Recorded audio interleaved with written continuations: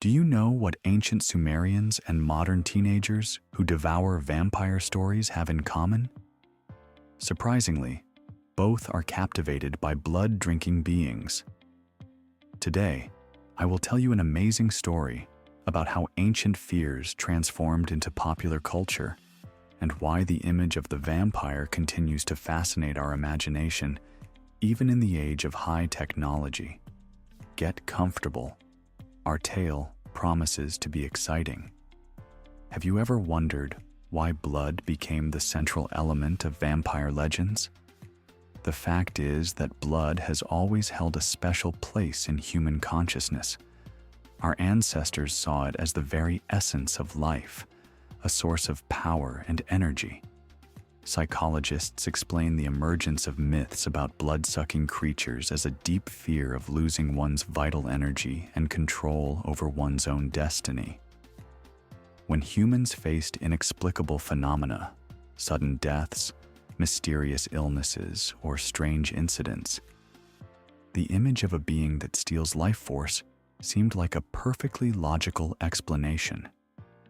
Imagine for a moment ancient Sumer, where it all began. Even then, thousands of years ago, people created stories about mysterious beings returning from the world of the dead.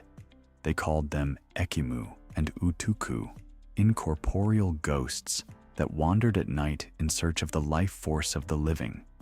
These ancient legends became the first bricks in the foundation of future vampire tales. Interestingly, similar beliefs arose independently in different corners of the world, as if in response to a deep human need to explain the unexplainable. I found an astonishing story about the first known vampire in ancient Egyptian papyri. It's about the goddess Sekhmet, a fearsome warrior with the head of a lioness, daughter of the sun god Ra. According to the myth, she became so obsessed with exterminating humans and drinking their blood that she almost destroyed all of humanity. Only a clever plan by her father could stop her. He ordered the fields to be flooded with beer dyed red. Sekhmet, mistaking the drink for blood, drank it and became so intoxicated that she forgot her bloodthirsty mission. Isn't it amusing that even back then people thought of ways to fool a bloodthirsty creature? Let's move on to ancient Greece, where myths about bloodsuckers took on new, even more terrifying traits. Here we meet Empusa, a demonic creation capable of taking the form of a beautiful girl. She seduced travelers only to suck their blood and life forces. The story of Lamia, who turned into a demon after losing her children, shows how the Greeks associated vampirism with personal tragedy and revenge. These images are much closer to the modern idea of vampires, aren't they? It is especially interesting to trace how the perception of vampires changed among Slavic peoples. You might be surprised, but our ancestors envisioned them very differently than the elegant and romantic figures shown in modern films. The Verdalak in Slavic mythology is a disheveled, eerie creature that returns from the grave to torment its loved ones. It was believed that a Verdalak could become anyone who died an unclean death, a suicide, a criminal, or a victim of a terrible disease. To protect against such beings, Slavs developed a whole arsenal of methods, many of which have survived to this day. Did you know that archaeologists still find so-called vampire burials? In these, the dead were buried face down so that they would lose their orientation and could not find their way back, or their chests were pierced with aspen stakes. Such burials are found throughout Eastern Europe, indicating how seriously people took the threat of the dead returning. The most astonishing thing is that such beliefs existed not only in the distant past. Even in the 18th century, official authorities had to investigate cases of alleged vampirism. Imagine Serbia in 1726. This is where one of the most famous cases of official vampirism investigation occurred. In the village of Medveja, A peasant named Arnold Paule died, and soon after his death, residents began dying from a strange illness. Panic reached such proportions that Austrian authorities sent a special commission to investigate. When Arnold's grave was exhumed, the body was found to be uncorrupted, and fresh blood was allegedly seen on his lips. To calm the locals, the body had to be pierced with a stake and burned. Did you know that in the early 20th century, there were real vampire hunting kits? Their appearance was largely associated with the works of English clergyman and writer Montague Summers. This remarkable man, living in the enlightened 20th century, sincerely believed in the existence of vampires and wrote several detailed guides on how to detect and destroy them. His book, Vampires, Their Kith and Kin, became a real sensation in 1928. Remember the story of the Highgate Cemetery vampire? In the 1970s, residents of the Highgate area of London were gripped by a real panic. People reported seeing a tall figure in a dark cloak wandering among the graves, and some even claimed to have seen it levitating above the ground. The police were forced to begin an official investigation, although they could not find a rational explanation for what was happening. This story shows that even in the modern world, belief in vampires can sweep through an entire metropolitan area.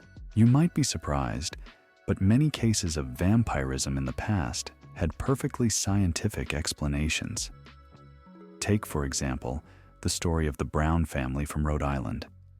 In 1892, when several family members died from a mysterious illness, locals blamed young Mercy Brown, believing she had become a vampire and was draining life from her relatives. In reality, the cause of all the deaths was common tuberculosis, but the medical ignorance of the time led to horrific consequences. The girl's heart was removed and burned. Modern medicine has uncovered many mysteries that were once attributed to vampirism. For example, have you ever heard of porphyria? This rare hereditary disease causes a person to be extremely sensitive to sunlight. Patients have pale skin and deformed gums, making their teeth more visible. What a portrait of a classic vampire. And their forced nocturnal lifestyle only heightened the suspicions of superstitious neighbors. But do you know what's truly astonishing? Vampires haven't disappeared. They have just changed along with our society. In the modern world, there is an entire subculture of people who consider themselves vampires. They gather at special conferences, host themed balls, especially popular is the annual Vampire Ball in New Orleans, and even create organizations to protect their rights. Importantly, these are not teenagers playing goth. They are often fully grown, successful individuals. Interestingly, modern vampirism has divided into two main directions. The first are so-called sanguinarians, people who claim to need a small amount of human blood to maintain their vitality. They operate strictly legally, have voluntary donors, and follow all medical safety measures. The second group consists of psychic vampires, who talk about the ability to absorb the energy of other people. Psychologists call this phenomenon the Renfield syndrome, named after a character from the novel Dracula.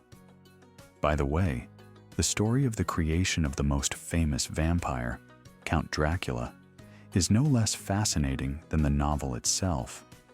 Bram Stoker had never been to Transylvania, yet he created such a convincing image that tourists still flock to Romania to see Dracula's castle. In reality, the writer was inspired not only by the story of Vlad the Impaler, but also by ancient Irish legends of blood-drinking beings, notably the Red Lady, a woman who returns from the dead to take revenge on her wrongdoers. Let's talk about how science tries to explain the phenomenon of belief in vampires. Researchers from Oxford University suggested that the mass hysteria surrounding vampires in medieval Europe might have been linked to a misunderstanding of the process of corpse decomposition. When people exhumed bodies and saw bloated figures with blood seeping from their mouths, a natural result of decomposition. They took this as signs of vampirism. Surprisingly, modern pop culture has created an entirely new image of the vampire, far removed from its historical roots. While the vampire used to be a symbol of horror and decay, now it is often depicted as a romantic hero, suffering from his immortality and seeking love. This transformation began with Lord Byron and his unfinished tale, Fragment, where the vampire was first presented as an aristocratic and attractive character. Contemporary works like Twilight or The Vampire Diaries have solidified this image. An interesting fact: in Japanese culture, there exists a unique perspective on vampires. They are known as kyonshi, hopping vampires that move with their arms stretched out in front of them, due to the stiffness of their corpses. Unlike Western vampires, they don't drink blood, but absorb the life energy chi. These beings have become popular characters in manga and anime, creating an entire subgenre in Japanese mass culture. It's fascinating to track how attitudes toward vampires have changed in cinema. From the eerie Nosferatu in the silent film of 1922 to the elegant Christopher Lee in Hammer films, from Gary Oldman's brooding performance in Coppola's Dracula to the sparkling vampires in Twilight, each era has created its own vampires that reflect the fears and desires of contemporaries. For example, in the 1980s, films featuring punk vampires emerged, clearly reflecting the youth culture of that time. Did you know there is a real medical condition called clinical vampirism? It's a rare psychological disorder in which a person feels an obsessive desire to drink blood. The medical literature contains only a few dozen confirmed cases, most of which are linked to traumatic childhood experiences or severe mental disorders. Vampires have even infiltrated the world of science. In 2018, a group of researchers received a humorous Ig Nobel Prize for a study proving that consuming human blood is not an effective way to replenish iron in the body. The research was conducted in response to claims made by modern vampires about the need for blood for their health. It's especially interesting to observe how vampiric themes have influenced modern fashion and design. Gothic style, originally inspired by vampiric aesthetics, has become an independent direction in art and architecture. And the famous vampire fangs, created by dentists on special order, have become a real trend among body modification enthusiasts. There is even a special industry for vampire tourism in the world.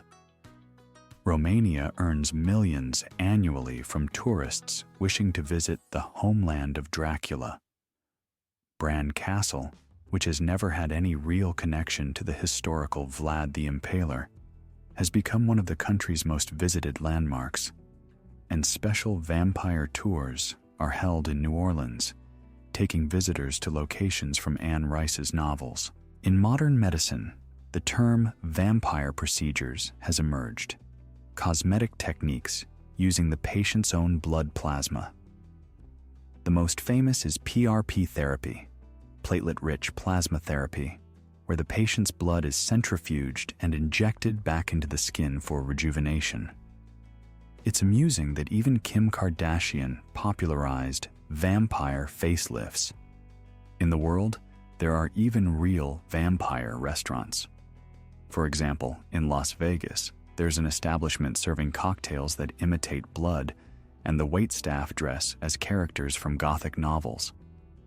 In Japan, themed cafes are popular where drinks are served in medical blood bags. Modern technology has also embraced vampiric themes. There are special smartphone applications that allow users to determine if someone is a vampire, using the phone camera to search for reflections. And in virtual reality, games have emerged where players can experience being a true vampire hunting in a night city. Interestingly, some scientists are seriously studying the potential use of vampire technologies in medicine. For instance, They're investigating the effects of young donor blood transfusions in elderly patients to slow down aging processes. These experiments have already been dubbed vampire therapy, although they are based on serious scientific principles. In 2020, Swedish scientists created a synthetic vampire, a robot that can extract energy from water, mimicking the process of feeding on blood.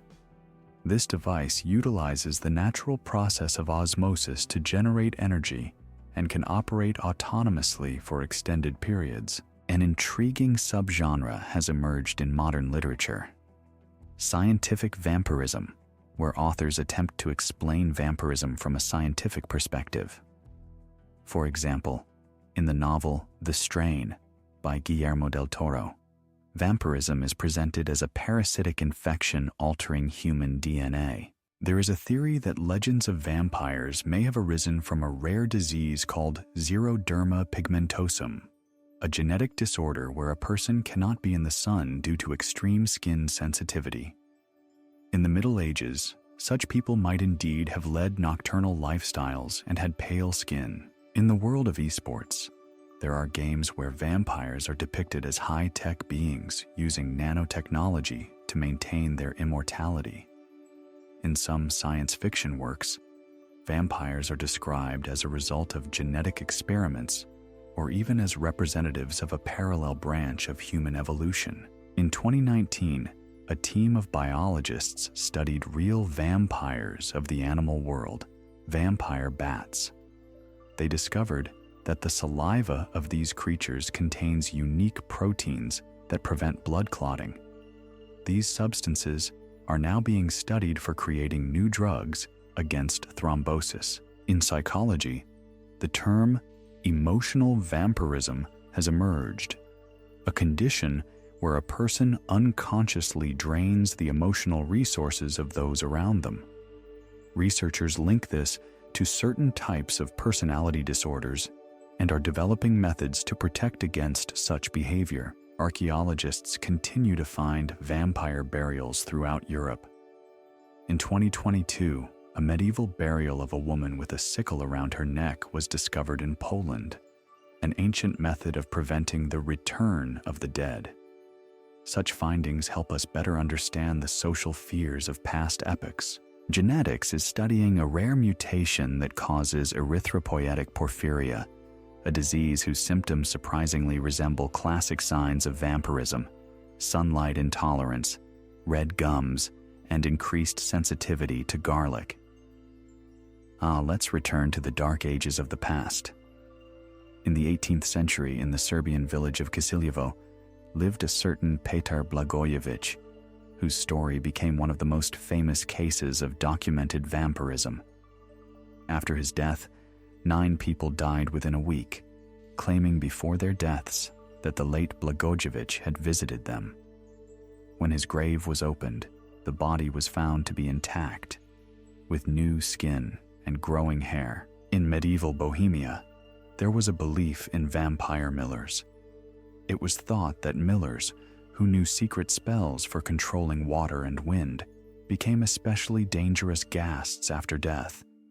They were buried face down so they would grind the earth instead of human souls. Did you know about the mysterious case at Cete Castle in Hungary?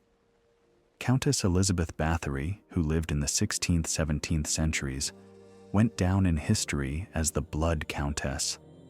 Legends say she bathed in the blood of young girls, believing it would preserve her youth.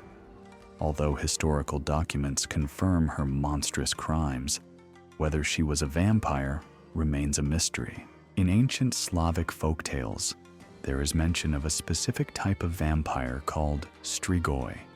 It was believed that strigoi are born with a special drop under the tongue and 2 hearts.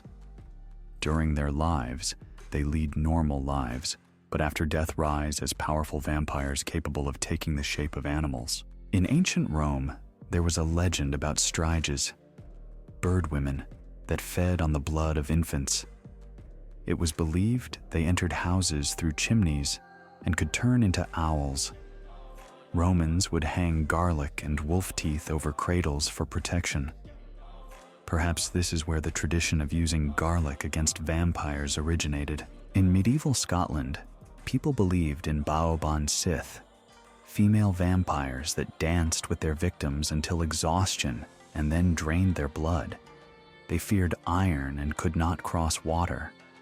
Interestingly, only men became their victims, and protection against them could be achieved by standing in the center of a rye field. In Chinese mythology, there exists the Jiangshi, a hopping vampire. These creatures move by jumping with their arms stretched forward due to post-mortem stiffness. They cannot see their victims, but find them by the sound of breathing. It was believed that if one held their breath, when encountering a Jiangshi, they would become invisible to it, as the vampire specifically senses the flow of qi. In the mountainous villages of China, there was a tradition of hanging special bamboo tubes with incense on the doors of homes. It was believed that the scent of specific herbs could confuse Jiangshi, causing them to circle in place, searching for the source of life energy. Some monasteries even created complex gardens with aromatic plants, forming a kind of labyrinth trap for these creatures. The connection between Jiangshi and the lunar calendar is particularly interesting. On full moons, their power peaked, but at that time, they also became particularly vulnerable to certain rituals. Taoist exorcists would use special yellow talismans that they would stick to the vampire's forehead, putting it into a state of stupor. However, the talisman had to be changed each new moon. Otherwise, the Jiangshi could wake up even hungrier and more dangerous. There was a legend about a great master, Liu Zhang, who did not destroy Jiangshi, but learned to redirect their energy for good purposes. He created a system of special mirrors and incense that allowed him to control the hopping vampires, forcing them to protect sacred places from intruders. It is said that in some ancient temples, one can still hear the characteristic sound of jumping on moonless nights. The history of coexistence between humans and Jiangshi reached its peak during the Ming Dynasty, when a powerful clan, Zhao, discovered a way to partially control these creatures. It all began when the young clan heir, Zhao Ling'er, noticed a strange pattern in the behavior of hopping vampires. They never disturbed bodies buried according to ancient geomantic principles of feng shui. This observation laid the foundation for a revolutionary approach to protecting family tombs. The Zhao clan began to develop a complex burial system where each grave was arranged to create specific energy flows. They discovered that Jiangshi entering these energy currents became less aggressive and more predictable. Moreover, the vampires began to perceive the burial grounds as their own territory and protected it from robbers and desecrators. This was especially important during turbulent times when the looting of rich burials had become a real disaster. Gradually, the members of the Zhao clan developed a series of techniques for interacting with Jiangshi. They created special jade tablets inscribed with spells, placing them around the perimeter of the cemetery. These tablets emitted a special energy, creating a barrier that Jiangshi could not penetrate into the realm of the living. Meanwhile, within the protected territory, Jiangshi could freely move about, acting as supernatural guardians. The most astounding discovery was the ability of some Zhao clan members to establish a mental connection with Jiangshi. They discovered that if a person performed a special ritual on the 7th full moon after their 16th birthday, they could learn to see through the eyes of a vampire. This allowed them not only to control Jiangshi's movements, but also to use their unique ability to sense life energy to detect unwanted guests long before they approached the burial grounds. However, this system had its dark side. Some clan members became too fascinated with their power over the undead, spending more and more time in mental contact with Jiangshi. Gradually, they began to lose touch with the world of the living, their skin acquiring a characteristic greenish hue, and their movements becoming sharp and unnatural. A special position of overseer of the watchers was even created, an elder who monitored that no one spent more time in contact with vampires than permitted. By the end of the Ming Dynasty, the system had reached such perfection that the family cemetery of the Zhao clan was considered one of the safest places in all of China. Even imperial officials, learning of the unusual protection, began to consult the clan for advice on securing state burial sites. It is said that some of the techniques of the Zhao clan were used in constructing the protective system of the famous tomb of Emperor Wanli, although official chronicles remain silent about this. In 1644, when rebel armies approached the Zhao clan's lands, something incredible happened that forever changed the understanding of the capabilities of Jiangshi. The rebellious peasants, having heard of the riches stored in family tombs, decided to loot the cemetery, unaware of its supernatural protection. They chose a moonless night for their attack, thinking the darkness would work to their advantage. However, that evening, a rare astronomical event occurred, a total solar eclipse that had not been predicted by court astrologers. At the moment when the shadow of the moon covered the sun, all the Jiangshi of the ancestral cemetery began to exhibit signs of unusual behavior. Their traditional jumps became smoother, and their stiffness temporarily disappeared. But the most astounding thing was that they began to interact with each other in a way that had never been observed before. Under the guidance of the oldest Jiangshi, who had been a famous warrior during the Song dynasty, the vampires formed a special battle order reminiscent of the ancient military formation, Flying Crane. They coordinated their movements, creating a living wave of bodies glowing with a greenish light. When the first robbers climbed over the cemetery wall, they faced not a scattered group of hopping vampires, but an organized army of the undead. The clan heir, young Zhao Meilin, who possessed the strongest mental connection with Jiangshi, found she could direct their collective actions like a conductor guiding a vast orchestra. Through this connection, she discovered that the vampires preserved not only their combat skills from their lives, but also the ability to pass them on to one another through a special form of energetic resonance. Ancient warriors buried centuries ago shared their experiences with younger Jiangshi, creating a unified combat entity. The outcome of the confrontation surpassed all expectations. The robbers, expecting to find easy pickings, encountered an unstoppable force. Jiangshi moved as a single organism, using their ability to absorb life energy, not to kill, but to temporarily paralyze the attackers. By dawn, all the raiders were found sleeping by the cemetery wall, with no physical injuries but a complete loss of memory regarding the events of that night. This event not only saved the Zhao clan's legacy, but also marked the beginning of a new era in the understanding of Jiangshi. The clan began systematically studying the possibilities of collective interaction among vampires, creating increasingly complex systems of defense based on their self-organization abilities. It is said that during special astronomical moments in the old cemetery, one can still see Jiangshi performing complex battle formations, preserving ancient traditions even after death.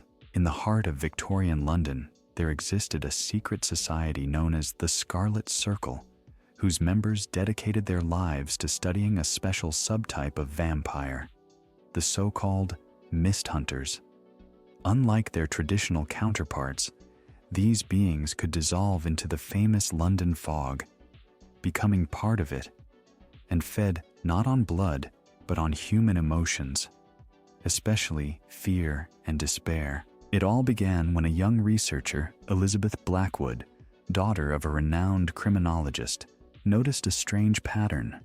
On particularly foggy days, the number of cases of unexplained melancholy and nervous breakdowns among residents of certain neighborhoods in London significantly increased. While working in the archives of the British Museum, she discovered ancient Celtic manuscripts describing similar beings that once inhabited the peat bogs of Scotland. The mist hunters turned out to be remarkably intelligent creatures.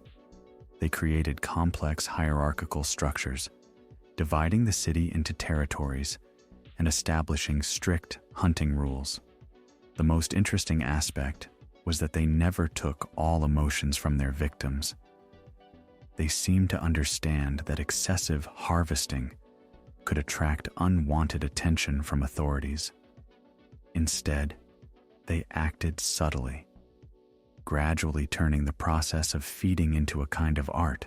The Scarlet Circle developed special devices to detect these beings, emotional compasses, which reacted to sharp fluctuations in emotional backgrounds in specific areas. Using these devices, the society members mapped the hunting territories of the vampires and found that mist hunters preferred places rich in the history of tragic events: old cemeteries, execution sites, abandoned asylums. But the most astonishing discovery was yet to come. Elizabeth noticed that some members of high society, especially those suffering from deep melancholy, deliberately sought out encounters with mist hunters. These individuals claimed that after contact with the vampires, they felt an unusual lightness and liberation from heavy thoughts, as if the beings were taking away not only negative emotions, but the very cause of their mental suffering. In 1873, a mysterious mansion named the Mist Grove opened in the Mayfair district, officially registered as a private club for treating nervous disorders.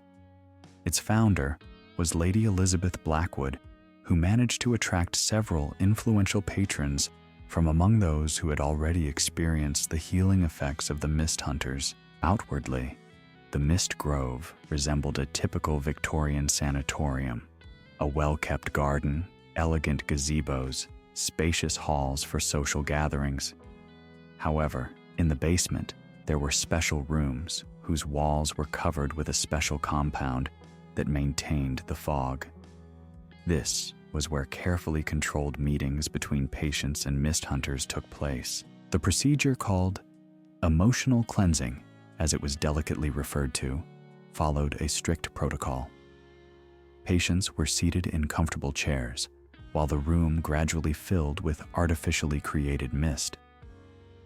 The mist hunters, attracted by a special mix of aromatic oils and the emotional state of the people, entered the room through specially designed ventilation shafts. Interestingly, over time, a kind of attachment began to form between certain patients and the hunters. Some vampires showed a clear preference for specific types of emotional disorders, becoming specialists in treating certain conditions. For example, one of the oldest hunters, whom the staff called the Grey Comforter, was particularly effective with deep sorrow and loss. The success of the Mist Grove exceeded all expectations. Among its clients were ministers, artists, writers, and even members of the royal family, although this was never officially confirmed. Many of them noted that after sessions, they not only got rid of oppressive emotions, but also attained an extraordinary clarity of thought and creative inspiration. However, by 1875, the first alarming signs began to manifest. Some regular patients started exhibiting symptoms of severe dependency on the procedures. They claimed they could no longer experience deep emotions without the help of mist hunters. Moreover, several especially sensitive clients began to demonstrate the ability to partially dissolve into the mist, causing serious concern among the sanatorium's management. Elizabeth Blackwood faced a dilemma: to continue developing her unique enterprise or to close it before the situation spiraled out of control. It was at that moment that an event occurred that forever changed the perception of mist hunters and their connection to human consciousness. Lady Constance Rothschild, known in society as a talented pianist and medium, began noticing strange changes in her perception after her 12th session at the Mist Grove. At first, these were merely vague images and fleeting sensations, but gradually they shaped into clear messages from the Mist Hunters. She discovered she could feel their presence even outside the sanatorium, and most remarkably, learned to distinguish their individual voices. Seeing enormous potential in this phenomenon, Elizabeth Blackwood immediately began a series of experiments. She found that Lady Constance's abilities intensified in the presence of certain crystals, particularly moonstone and black tourmaline. Using these minerals, they created the first prototype of an emotional telegraph, a device capable of amplifying and directing telepathic communication with the Mist Hunters. The device was a complex construction of silver wires, crystals, and special resonators filled with essential oils. When Lady Constance sat at the telegraph, she could not only communicate with the hunters, but also convey their messages to others. It turned out that the Mist Hunters possessed a collective consciousness, preserving the memories and emotions of everyone they had ever fed on. This discovery revolutionized treatment methods.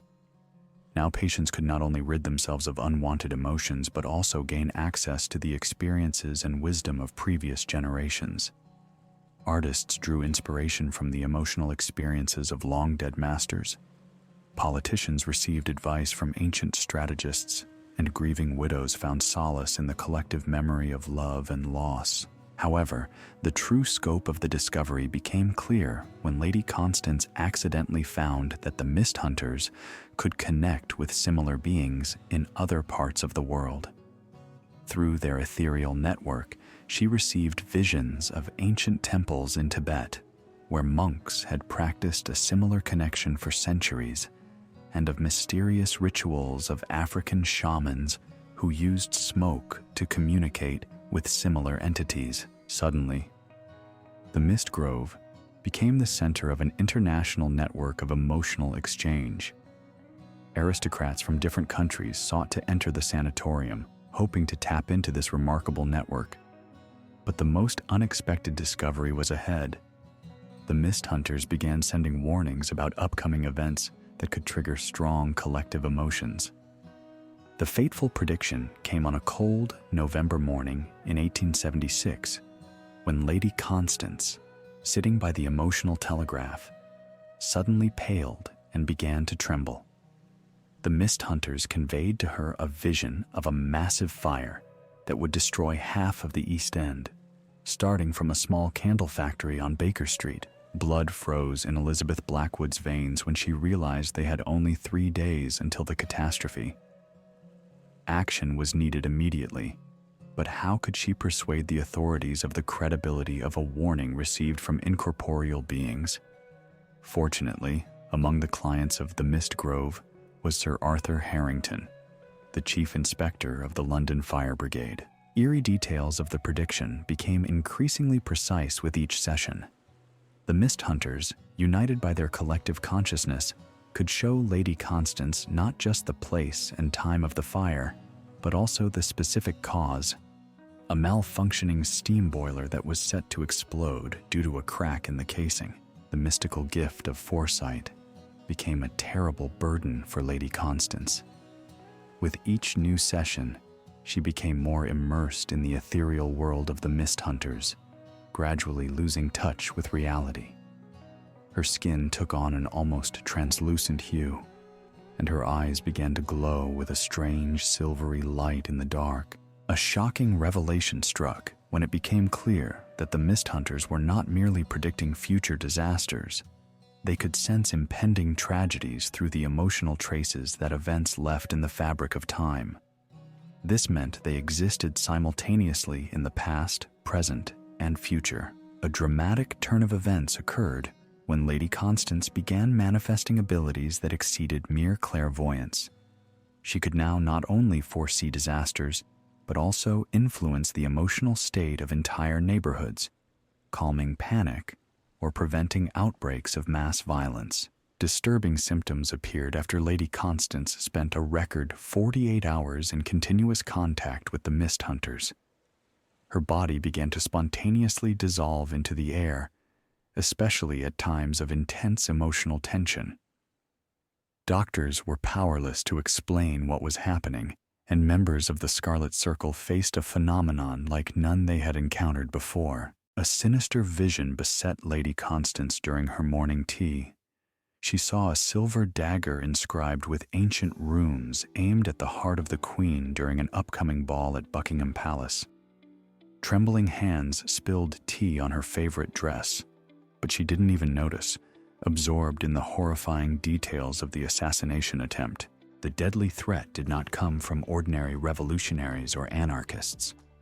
The Mist Hunters showed her an ancient cult called the Keepers of the Scarlet Dawn, whose members had long awaited the moment to perform a ritual capable of opening a gateway between worlds. The blood of the monarch was the final ingredient needed. The conspirators' mad plan involved the use of a special artifact, a dagger forged from meteoric iron and tempered in the blood of previous monarchs.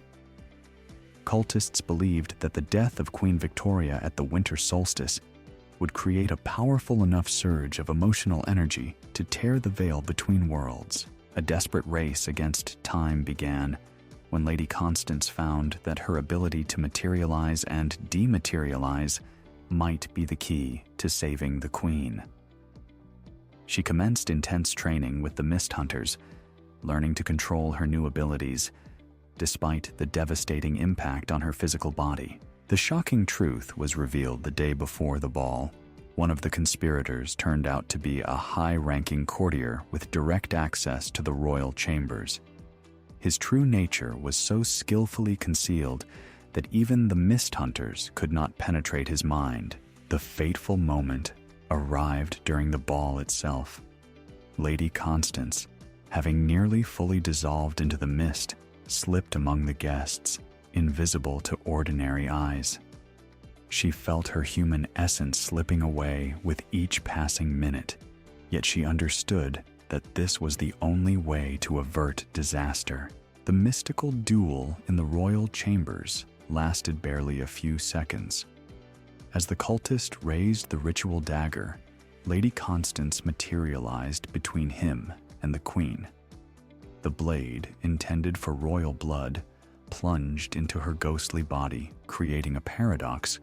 An instrument forged to tear the boundaries between worlds collided with a being that already existed on that threshold. An incredible burst of silvery light illuminated the royal chambers as the ancient dagger came into contact with Lady Constance's essence.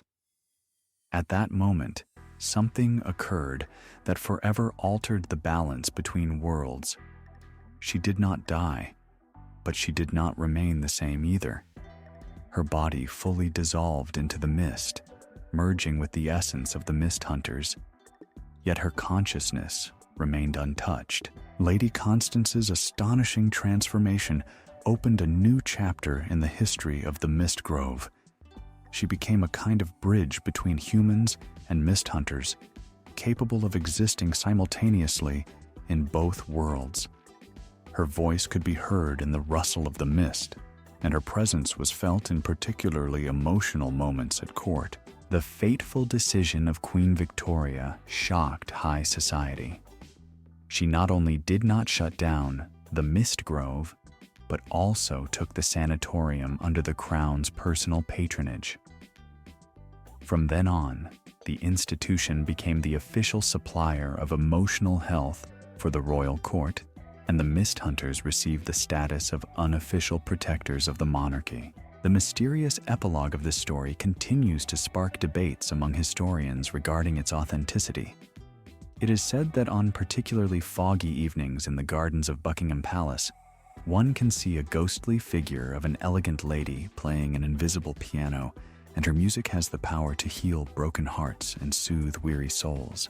And if you enjoyed this amazing story about the Mist Hunters and Lady Constance, don't forget to like the video and subscribe to the channel. In the next episode, we will tell you about a mysterious case at the Royal Observatory, where astronomers discovered a constellation that changes shape depending on the emotional state of the observer. See you next time, and remember, the mist holds more secrets than we can imagine.